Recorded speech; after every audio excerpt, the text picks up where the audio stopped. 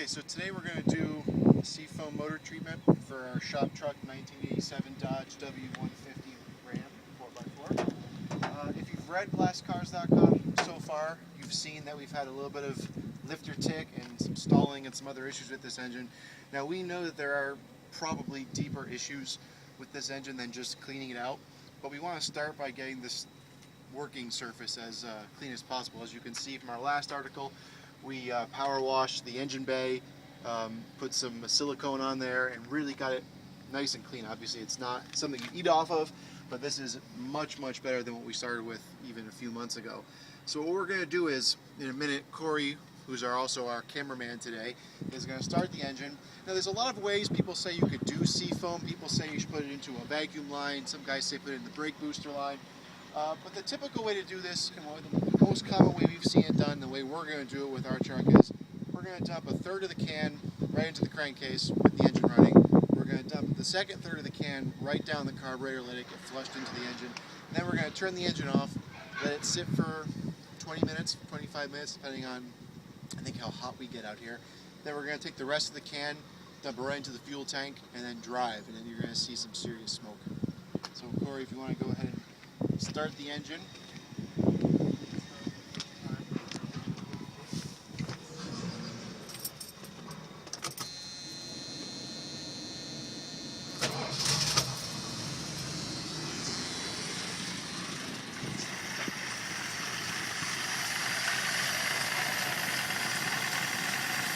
Seafoam is a petroleum-based product. It's not going to harm the engine. It's not going to break anything. There's a lot of guys that say you should get an oil change somewhat soon after doing this. Probably isn't a bad idea. But again, this is a petroleum-based product. On par with like a Marble Mist Oil. It's going to mix with your fuel. It's going to burn like fuel. And it's not going to damage the engine, which is one of the reasons why we like it. So the first thing we're going to do, put this down here for now. First thing we're going to do is take off the crankcase cap. Put that in our work area here. Get our handy funnel. Just going to put that right in there. To get the cap out.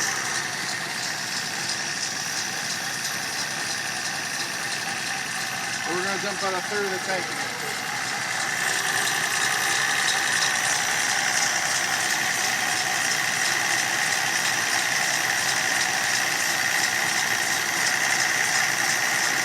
And there, always use a funnel, always use that bet. Put our oil cap back on. And now we're going to dump a third of it right into the carburetor. The truck's have to get up a little bit. Dump it right in.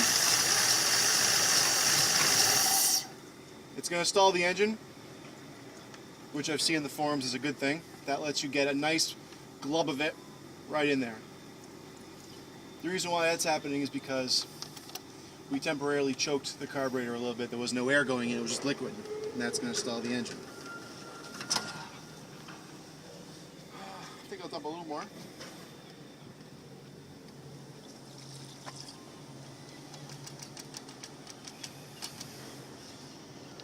Now we're going to let that sit for a little while. Alright, so it's been about 30 minutes, and we're going to dump the rest of this. There's about a third of a bottle left of it. We're going to dump the rest of it right into the fuel tank.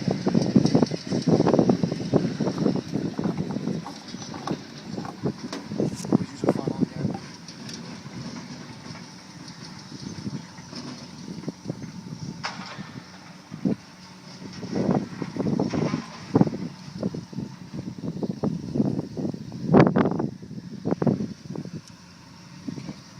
Seafoam.